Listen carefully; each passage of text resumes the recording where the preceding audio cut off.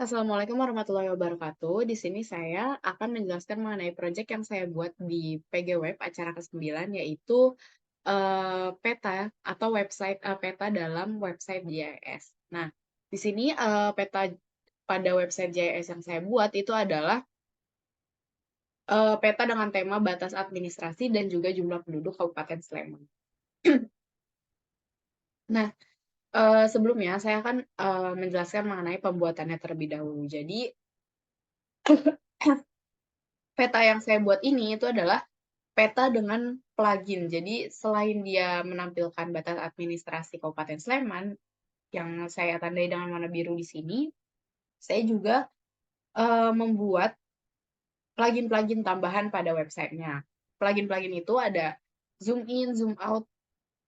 Zoom in, zoom out itu sudah bawaan dari petanya. Jadi plugin tambahan yang saya buat itu ada search, measure, easy print, dan mouse coordinate ini mouse position coordinate, lalu ada routing, dan juga ada layer markernya. Nah, untuk pembuatan pluginnya sendiri, saya melakukan deklarasinya di Visual Studio Code, yang dimana sebelum saya meletakkan atau mendeklarasikan fungsinya, fungsi-fungsi dari masing-masing pluginnya, itu saya melakukan pemanggilan referensi terlebih dahulu di bagian head dan juga body. Nah, di head-nya ini, seperti yang tadi saya sebutkan plugin-pluginnya, ada search, geolocation, move position, measure, easy print, dan lain-lain. Itu saya deklarasikan dulu di head. Selanjutnya, setelah melakukan deklarasi di head, saya juga melakukan deklarasi pemanggilan referensinya di body juga, di bagian paling atas, sebelum melakukan deklarasi untuk tampilan atau layout dari petanya. Setelah sudah meletakkan atau mendeklarasikan si referensinya, kemudian baru saya mendeklarasikan layout dari petanya itu sendiri. Nah, di sini ada pendeklarasian layout petanya, ada yang dimana dia itu saya buat koordinat di sini itu untuk menampilkan tampilan utama saat kita membuka website. Jadi peta daerah atau lokasi yang akan muncul itu adalah lokasi ini, sesuai dengan koordinat yang saya munculkan. Nah, lalu selanjutnya, eee, setelah itu adalah layout-layout di sini. Nah, di sini juga saya membuat layout tambahan pada petanya, yaitu berupa watermark dan juga legend. Nah, watermark dan legenda ini sebenarnya basisnya sama, dia itu adalah pemanggilan gambar. Jadi, logo watermark dan juga legendanya ini diambil dari gambar, yang dimana legenda itu, gambarnya dibuat secara manual. Nah, eee, pemanggilan gambarnya itu sendiri saya letakkan pada folder yang foldernya itu sudah berada di dalam htdocs bersama dengan project saya. Sehingga, pemanggilan gambarnya di sini hanya tinggal memanggil dari, folder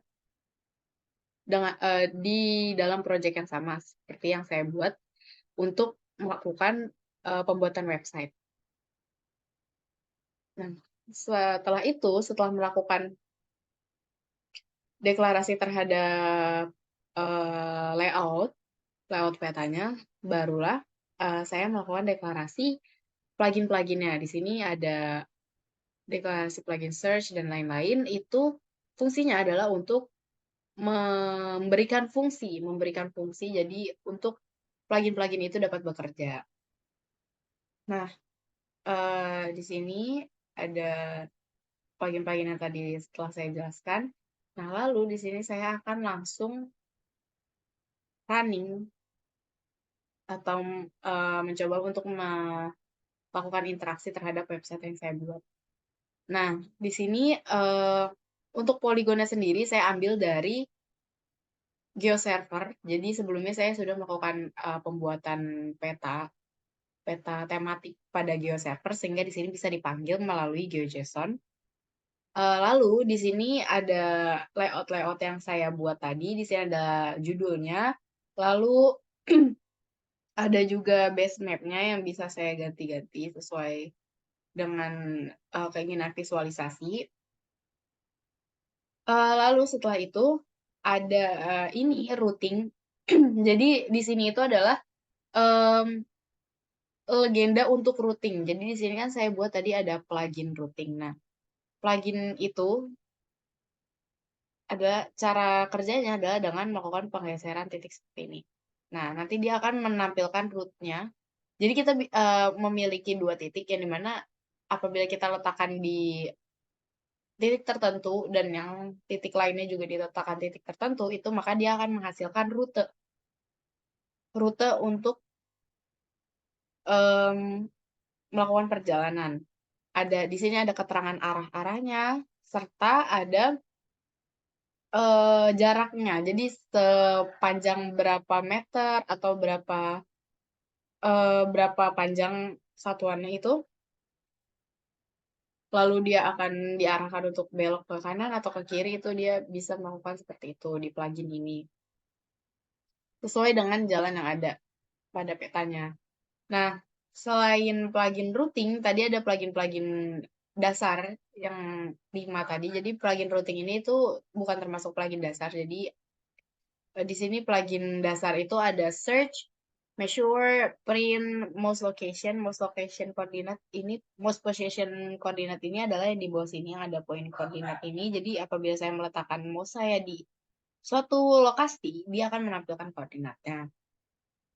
Lalu uh, search di sini saya bisa mencari kecamatan yang saya inginkan. Misalkan di Kecamatan Sleman itu ada Prambanan. Saya akan coba cari Prambanan. Nah, bisa langsung saya klik di sini. Nah, dia akan memunculkan warna yang berbeda. Jadi dia itu akan memblok apa yang saya cari di sini. Kecamatan yang saya cari utamanya. Nah, lalu setelah itu ada measure. Measure di sini itu adalah untuk mengukur jarak.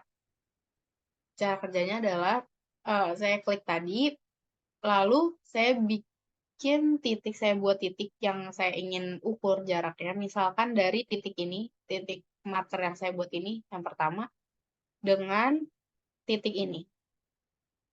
Nah, dia akan menarik garis lurus dan menghitung jaraknya. Di sini jaraknya tertera itu sebesar 5.000 meter atau 5,05 km. Dan dia juga menghitung sesuai dengan skala yang ditampilkan. Nah, setelah itu di sini juga ada easy print. Easy print ini fungsinya itu adalah untuk melakukan print terhadap layout peta yang saya buat ini.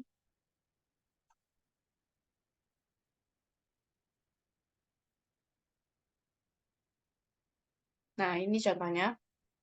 Ini peta yang akan saya buat. Jadi ini nantinya bisa diatur layoutnya sesuai dengan fitur apa yang ingin ditunjukkan. Nah, selain itu, plugin terakhir yang saya buat itu adalah layer markernya. Layer marker itu adalah titik-titik di sini. Ini titik-titik yang tersebar ini itu adalah layer marker. Jadi layer marker itu apabila kita zoom out seperti ini, dia akan bergabung gitu titik-titiknya. Jadi titik-titik yang berdekatan dia itu akan menjadi satu dan dia akan menghasilkan informasi seperti ini. 3. Ini berarti dia ada 3 titik yang tergabung. Ini 2 berarti ada 2 titik tergabung. Dan makin kecil, dia akan hanya menampilkan satu titik tergabung sebanyak 17. Karena di sini data yang saya masukkan itu ada 17, yaitu berupa kantor kecamatan. Nah, selain batas administrasi dan informasi kantor kecamatan tadi, karena menurut saya data kantor kecamatan di masing-masing batas administrasi Kabupaten Sleman itu datanya relevan untuk peta tema ini.